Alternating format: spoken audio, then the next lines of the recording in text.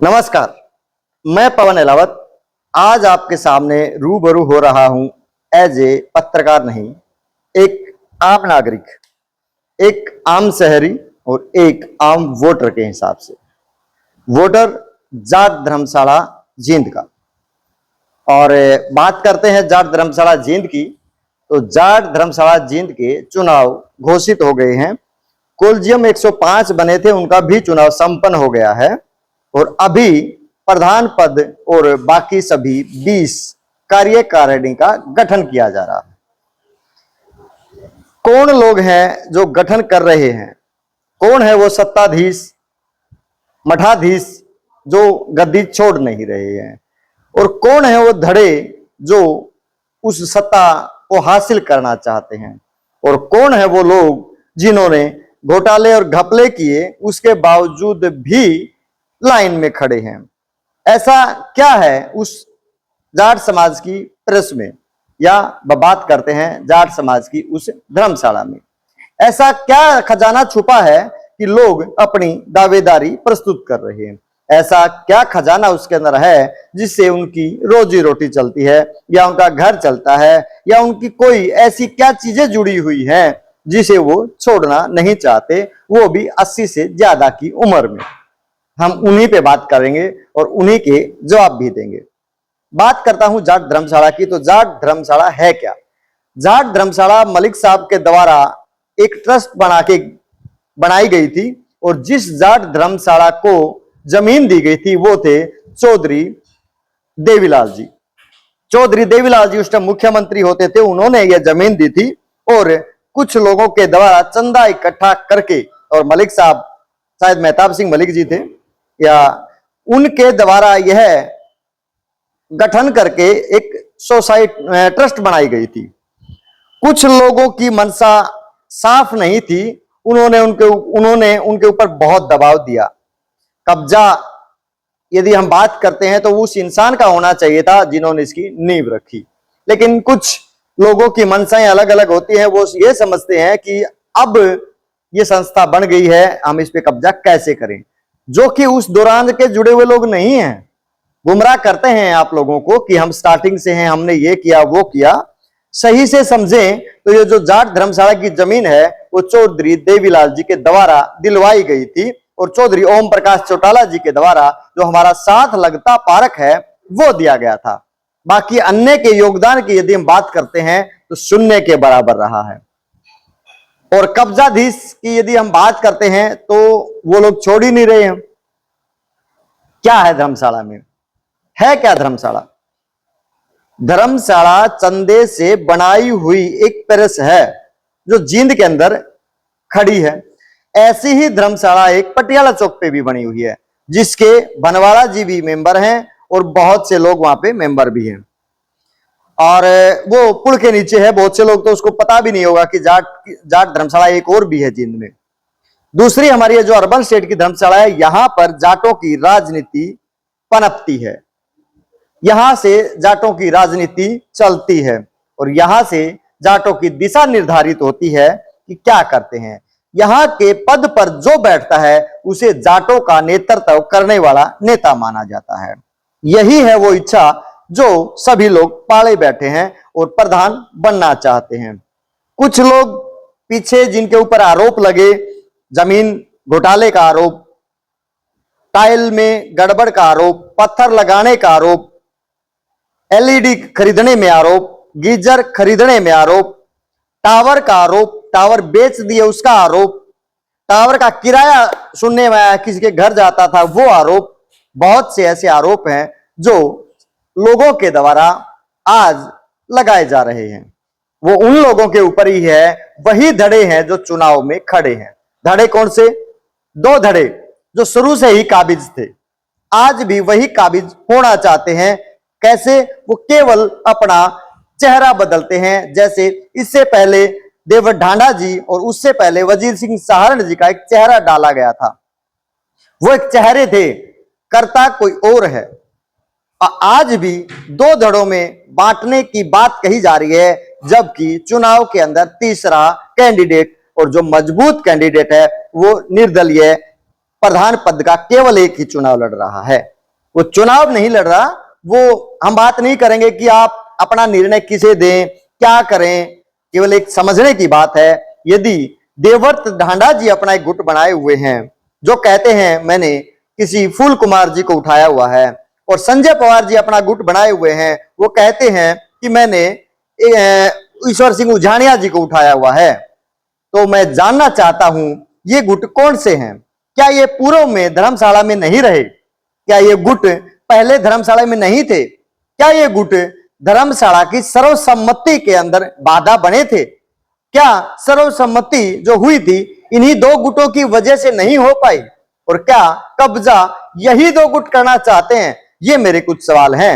यदि वो कोई भी जो प्रधान पद का आज दावेदार है, यदि मेरे कुछ सवालों के जवाब दे दे, तो मैं खुद ये आपको बताना चाहता हूं। यदि वो समाज के सामने आकर कुछ प्रश्नों के जवाब दे दे जो मैं आपको बताना चाहता हूं। सबसे पहला क्वेश्चन, जमीन 1 करोड़ 6 लाख रुपए में 2000 गज खरीदी गई, उसका पैसा संसद से दिया गया, उसके आसपास किस किस की जमीन है? किस किस की जमीन वहां लगती है और किन के नाम वो जमीन है? क्या, दूसरा मेरा सवाल है, क्या उस दिन उस जमीन की वैल्यू 1 करोड़ 6 लाख रुपए थी, जबकि जहां आज जींद हवेली के नाम से एक होटल है, उसका बयाना जाट समाज के द्वारा 10,000 रुपए 80 लाख रुपए किला दे दिया गया था। आज वह जमीन कितने की है? और आज जो इन्होंने 2000 गज जो जमीन धर्मशाला के नाम करवाई हुई है, वो जमीन कितने की है? समाज सोचे और देखे। दूसरी हम बात करते हैं काबिज होने की। कौन है जो उस धर्मशाला पे काबिज होना चाहता है? दोनों ही गुट काबिज होना चाहते हैं, लेकिन दोनों गुट एक ही हैं। मेरे समाज के लोगों, ये समझो, हमें गुमराह किया जा रहा है इस बात पर कि गुट है, एक ये गुट है और एक दूसरा गुट है। जब एक गुट बदनाम हो जाता है तो दूसरे गुट का सहारा लिया जाता है, और जब दूसरा गुट बदनाम हो जाता है तो पहले गुट का सहारा लिया जाता है। आप इतिहास उठा के देखिए, कब रहा ऐसा कि ये आपस में कभी वो कभी वो कभी वो कभी वो, और कब ऐसा रहा कि सेक्रेटरी सभी योजनाओं में एक ही दो रहे? क्यों सेक्रेटरियों को नहीं बदला गया? महासचिव जिनकी हम बात करते हैं वो भी वही लोग रहे, चाहे कोई भी प्रधान आए। आज भी वही सिचुएशन है, आज भी वही स्थिति है। हमारे समाज को चुनाव में भेजकर ये काबिज होना चाहते हैं। जिन्होंने वोट काटे लोगों के, वो भी काबिज होना चाहते हैं। जिनके अंदर चुनाव लड़ने वाले कैंडिडेटों के भी हस्ताक्षर हैं, वो भी उसमें उतने ही भागीदार हैं जिन्होंने वोट काटे। आज जो अपना दूसरा धड़ा बनाए बैठे हैं और पहले धड़े की बात करते हैं, वो ये कहते हैं कि हमारा रोल नहीं था। फिर क्यों नहीं था? कहां सोए बैठे थे? जब आप लोगों की सत्ता थी, जब आप लोग काबिज थे, आप लोगों ने नए कॉलेजियम क्यों नहीं बनाए? जब 2017 के कॉलेजियम बने हुए थे, आप लोगों ने, वजीर सहारण जी मैं आपसे पूछना चाहता हूं, आपने कॉलेजियम क्यों नहीं बनाए? जबकि आप तो खुद एडवोकेट थे, आपके पैनल में भी एडवोकेट दो थे, क्यों नहीं बनाए? देवर ढांडा जी मैं आपसे पूछना चाहता हूं, आपके पैनल में भी सुरेंद्र खटखड़ जी थे और दो वकील और भी थे, आपने क्यों नहीं बनाए? और अब आप दोनों ही अपने अपने कैंडिडेट खड़े करके समाज को गुमराह कर रहे हो। ये मेरा पर्सनल सवाल है, उन लोगों से जवाब दें कि आप अपने जो कैंडिडेट खड़े कर रहे हो, क्या वो सभी बेदाग हैं? यदि वो बेदाग छवि के हैं तो मैं जाट समाज से आह्वान करता हूं कि जो बेदाग छवि का हो उसे निष्पक्ष बगैर चुनाव के बना दो। कोई ऐतराज किसी को भी नहीं होगा शायद। मैं तो कोई ठेकेदार नहीं हूं पूरे समाज का, लेकिन मैं अपनी बात रख सकता हूं। दूसरी हम बात करते हैं कि तीसरा कैंडिडेट बलजीत नरवाल, उस पर अभी कोई आरोप है नहीं, निष्पक्ष है। क्यों चुनाव में आया? जब उसे यह दिखाई दिया, जब हम लोगों को यह दिखाई दिया कि ये तो वही धड़े हैं जो चुनाव लड़ रहे हैं और ये वही लोग हैं जो काबिज होना चाहते हैं, तो समाज की तरफ से एक निष्पक्ष आदमी को उठाया गया। यह है बलजीत नरवाल, ये वही आदमी है जिसे निष्पक्ष उठाया गया है। जो लोग मेरी बातों से सहमत हैं और जो इन धड़ों से छुटकारा चाहते हैं धर्मशाला का, वो इन्हें वोट करेंगे। मैं उनसे अपील करता हूं कि वो आप वोट करें, दिल खोल के वोट करें। हम लोगों ने पैनल नहीं बनाया, उसका कारण पूछ रहे हैं कुछ लोग। मैं बताना चाहता हूं, मेरी जिम्मेवारी बनती है ये बताने की कि पैनल क्यों नहीं बनाया। मैं इसके लिए छोटी सी बात बताता हूं मैं आपको, पैनल ना बनाने का कारण। सबसे पहला कारण मेरे जाट सरदारी के लोगों, मेरे दोस्तों, मेरे बुजुर्गों, यह है कि हम नए हैं, हमें राजनीति नहीं आती, हमें नहीं पता राजनीति होती क्या है, हमें नहीं पता ये राजनीति चलती कैसे है, हमें नहीं पता ये राजनीति के अंदर विश्वास किस पे और कब करें। हम राजनीति के लोग नहीं हैं, हमें राजनीति करनी भी नहीं है। हम केवल बदलाव चाहते हैं इस सिस्टम में, हम भागीदारी चाहते हैं हमारे जाट समाज की मजबूती से। इसलिए निष्पक्ष कैंडिडेट उठाया है और पैनल इसलिए नहीं बनाया था क्योंकि उस पैनल को जब ये गद्दावर लोगों के पैनल ही टूट गए, हमें भी 100% पहले से ही आभास हो गया था कि हमारे सभी लोगों को तोड़ लिया जाएगा। इसलिए हम लोगों ने पैनल बनाया ही नहीं।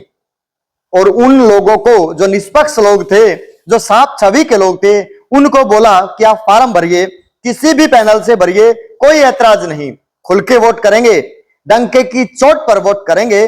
जो निष्पक्ष व्यक्ति है, चाहे वो किसी भी पैनल में हो, मुझे कोई फर्क नहीं पड़ता। ये परहेज नहीं है कि किसी भी पैनल के व्यक्ति को मैं वोट करवाना चाहता हूं, यदि वो सही है तो, जो पहले कभी भी किसी भी कार्यकारिणी में नहीं रहा है। मैं उनके नाम भी डिस्क्लोज करूंगा, कल मैं आपको उनकी लिस्ट दूंगा बकायदा कि मैं किन्हें पसंद करता हूं, मैं किन्हें चाहता हूं जो कार्यकारिणी के मेंबर होने चाहिए। और मैं खुद ये चाहता हूं, मेरी पसंद जो है वो बलजीत नरवाल है, जो एक निष्पक्ष चुनाव लड़ रहा है और वो उन दो पार्टियों के खिलाफ चुनाव लड़ रहा है जो उस पर काबिज होना चाहते हैं। वो उनके खिलाफ खड़ा है, उस अन्याय के खिलाफ खड़ा है। और सबसे बड़ी बात मैं आपको बता देता हूं, उन लोगों को ये मैं बता देता हूं, सबसे पहला हमारा कदम होगा, जिन लोगों ने जाट समाज का धर्मशाला से 1 भी रुपया खाया है ना, उस पर पहली कलम से एफआईआर दर्ज करवाएंगे। दूसरा होगा, यदि धर्मशाला के वोट जिन्होंने काटे उसकी भी निष्पक्ष जांच करवाएंगे। जो दोषी है, जिन्होंने टेम्परिंग की है, उनके वोट काटे जाएंगे, प्रस्ताव पास करके, बकायदा डीआईसी से परमिशन लेके और बकायदा पंचायत करके, पंचायत के अंदर ये बिल्कुल क्लियर किया जाएगा कि क्यों काटे और उनसे जवाब मांगा जाएगा। अब की बार पंचायत में ना आने वाले लोगों, ये समझ लो, ये सुन लो, यदि बलजीत नरवाल प्रधान आते हैं तो ये दिए गए वायदे 100% पूरा करेंगे। जो हमारे समाज का पैसा खाए बैठा है उसको ब्याज समेत जमा करवाना पड़ेगा धर्मशाला में। और जिन्होंने जमीन के नाम पर घोटाले किए हैं उनकी जांच करवाएंगे। और यदि साबित होता है, आईएएस आईपीएस अधिकारियों के द्वारा हम जांच करवाएंगे, साबित होता है तो 100% एफआईआर करवा के अंदर भेजने का काम करेंगे। निष्पक्ष तौर पर मैं ये कहता हूं, जाट समाज के लोगों, आज आप जागने का विषय है। कोई भी पैनल नहीं है, आप अपना अपना वोट निष्पक्ष तौर पर किसी को भी दे सकते हो, कोई कंडीशन नहीं है। आप किसी के बंधुआ मजदूर नहीं हो, आप किसी के गुलाम नहीं हो और आपको किसी ने खरीद नहीं लिया है, आप बिकाऊ नहीं हो कि आपको कोई भी कहे कि इसी पैनल पे चलना पड़ेगा। यदि आपको पैनल के अंदर 20 लोग पसंद नहीं है, एक पसंद है, तो क्या कंप्रोमाइज करोगे? क्यों करोगे? आप चुनो उस व्यक्ति को जो सही में समाज की सेवा कर सकता है। आप चुनो सही में उस व्यक्ति को जो समाज के लिए खड़ा हो सकता है। आप चुनो उस व्यक्ति को जो धर्मशाला के न्याय के लिए खड़ा हो सकता है। आप चुनो उस व्यक्ति को जो धर्मशाला के पैसे जिन्होंने खाए हैं उनको सजा दिलवा सकता है और उन लोगों को से पैसा रिकवर करके धर्मशाला में जमा करवा सकता है, सजा दिलवा सकता है और न्याय दिलवा सकता है। कल मेरी एक लिस्ट आएगी जिसके अंदर हम अपील करेंगे कि कौन कौन कार्यकारिणी के मेंबर होने चाहिए। उन्होंने फार्म भरे हुए हैं, किसी भी पैनल से भरे हुए हो, कोई ऐतराज नहीं। आप उन लोगों को वोट करके जिताएं और हमारे पैनल को, जो निष्पक्ष पैनल होगा, जो आपको कल हम बताएंगे, उस पैनल को वोट करें। अलग अलग चिन्हों पर वोट करें, अलग अलग लोगों को वोट करें और निष्पक्ष लोगों को वोट करें। कल मैं आपको यह वीडियो के माध्यम से बताऊंगा कि हमारा पैनल कौन कौन, कल मैं वीडियो के माध्यम से आपको बताऊंगा कि हमारे पैनल में कौन कौन लोग हैं, किन्हें मैं पसंद करता हूं और किन्हें समाज पसंद करता है और किन लोगों को उस पैनल में लेके आना चाहिए। वो निर्णय आपका है, आपको पसंद है उनको वोट कीजिए, आपको नहीं पसंद है उसके उनके विपक्ष में वोट कीजिए। लेकिन न्याय और अन्याय की लड़ाई में दो धड़े हैं, एक तो निष्पक्ष खड़ा है बलजीत नरवाल जिसके साथ पवन अहलावत खड़ा है, और दूसरा धड़ा खड़ा है जो लूट के अंदर भागीदार लोग हैं उनका धड़ा, जो दो भागों में बटा हुआ है और जो लोगों को गुमराह कर रहा है कि हम ही हैं, एक और दो धड़ा, तीसरा कहीं वजूद ही नहीं है। तीसरे का वजूद कल वीडियो के माध्यम से आपके सामने होगा। और आज आप जाट समाज के हर व्यक्ति से मैं मिला हुआ हूं, उनसे मिला हूं और उन्होंने जो आश्वासन दिया उससे मुझे पूरा विश्वास है बलजीत नरवाल जी 60 से ज्यादा वोट लेकर प्रधान पद के दावेदार होंगे। और कल मेरी वीडियो में हमारे पैनल पर जो मैं जिन्हें मैं पसंद करता हूं उन लोगों के नाम भी कल हम डिक्लेयर करेंगे। जुड़े रहे मेरे साथ, देखते रहे मुझे। और पवन अहलावत हमेशा बेबाकी से अपनी बात रखता रहेगा। यह किसी चैनल की बात नहीं है, किसी पत्रकारिता की बात नहीं है, ये मेरे निजी विचार हैं और मैं जाट समाज के लिए अपने निजी विचार रखने के लिए स्वतंत्र हूं, जिसके लिए मुझे किसी की परमिशन और आज्ञा लेने की आवश्यकता नहीं है। धन्यवाद, नमस्कार, जय हिंद।